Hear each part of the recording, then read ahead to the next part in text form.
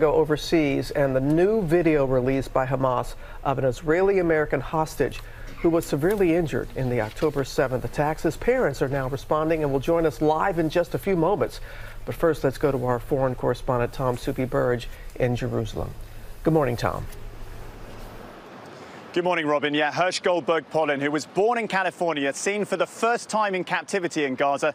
The 23-year-old speaking under duress into camera in a Hamas video, saying he's being held in, quote, hell underground.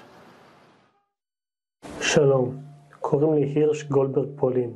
This morning, more than 200 days after the world saw American-Israeli hostage Hersh Goldberg Polin, with his arm badly injured, put in the back of a pickup truck and taken into Gaza. The first clear proof he survived that deadly attack. נולדתי בשלישי לעשירי שנת 2000 בקליפורניה. Hersh sitting upright, appearing under duress, with a shaven head and missing part of his left arm, blown off on October 7th when terrorists threw grenades into a shelter when he was trying to evade capture. Hersh addressing the camera in Hebrew, saying, Mum, Dad, Libby and Orly, I love you very much. I miss you very much. And I think of you every day that I'm here. I need you to stay strong for me and not stop fighting. Hersh also demanding the Israeli government do everything in its power to set him free. His parents wanting the world to watch that video. We're relieved to see him alive, but we are also concerned about his health and well-being, as well as that of all of the other hostages and all of those suffering in this region. Hersh, if you can hear this, we heard your voice today for the first time in 201 days. And if you can hear us, I am telling you, we are telling you, we love you, stay strong, survive. The video of Hersh spurring his supporters onto the streets. Protesters clashing with police overnight near Israeli Prime Minister Netanyahu's residence. Well, protesters are out on the streets tonight in Jerusalem. They're blocking the road. You can see the police are trying to drive them back. These people want a deal to set the hostages free. It's thought around 100 hostages are still being held in Gaza. Hersh, one of 5 Americans. And guys, right now, those hostage and ceasefire negotiations appear to have stalled. And in fact, the Israeli military has made advanced preparations to try and move hundreds of thousands of civilians out of Rafah in southern Gaza, with the Israeli government approving a ground offensive on what it says is Hamas's last stronghold there in the coming weeks. George? Okay, Tom, thanks very much. I want to hear it now from Hersh's parents. John Polin, his father, is joining us right now. And John, I know it must be very hard to summarize, but tell us what you were thinking and feeling as you saw that video for the first time. Sure. Good morning, George. Total mix of emotions. First and foremost, just huge sense of relief and gratitude to both see him and hear him. Something about that multisensory was really overwhelming. He's alive. Assuming this video is current, which we believe it is, he's alive. The flip side of that is we as parents know our son better than anybody, and we see a level of distress. We see some things that concern us about his health, not only obviously his arm that we knew was blown off. And so for us, we've already been fighting for 202 days at this point for his release and the release of all the hostages. It's fueled us even more. We need everybody involved in these negotiations to lean in, get this done, get these people home. What else did you see that gave you signals about his health? Hersh is really thin. He's always been really thin. He's one of those kids who has tried to gain weight and struggled. I know a lot of people in the world wish they had that problem.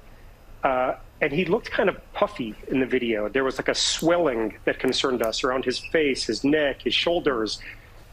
We don't know. We don't know if that's true, what it might be from. But it causes us a little bit of a concern. We've talked to a few doctors who have said that it could perhaps be a form of edema, could be a form of low-protein diet. But you know, there are some things that we see that cause concern, and like I said, further fuel us to get Hersh and the 132 other Hershes, each of whom has families fighting for them. We got to get them home. Rachel Goldberg, Hersh's mom, is joining us as well. Rachel, we just heard John talk about his reaction to the video. What was yours? I mean, it was extremely emotional, lots of tears.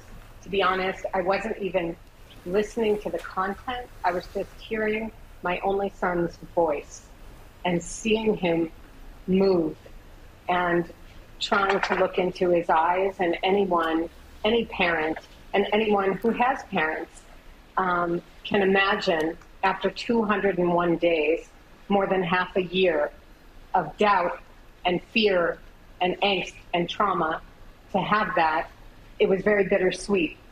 And it was truly overwhelming. I can imagine. Had you had any assurance before you saw the video that he was indeed alive? Well, we had been told by our intelligence officer, who's been with us since the beginning, that the families where it is known that their loved one is tragically not alive have been contacted, and also the families where there's a high suspicion that their loved one is not alive has been contacted.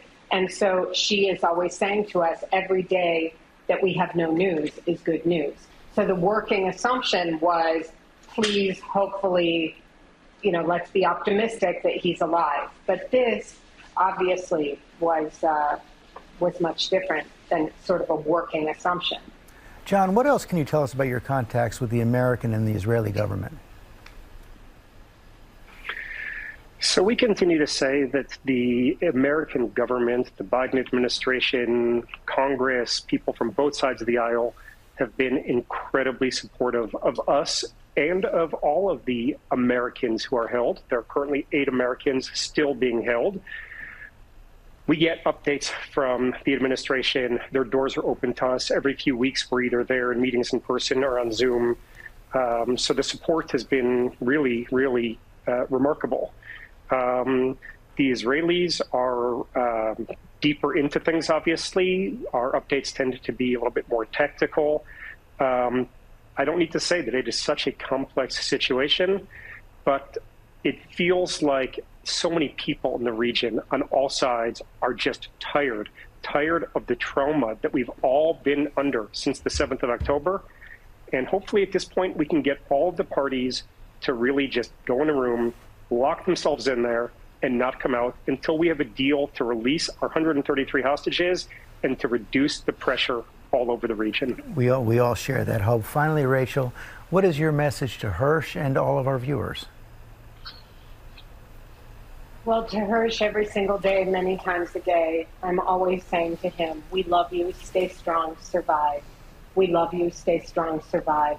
And I definitely, more than ever, after seeing him and seeing that he is clearly medically compromised, medically fragile, that is my continued plea to him, to his soul, to hear me, and to people who are watching this to remember that there are 133 Hershes. Every single person there has a family, has a life, has dreams, has aspirations.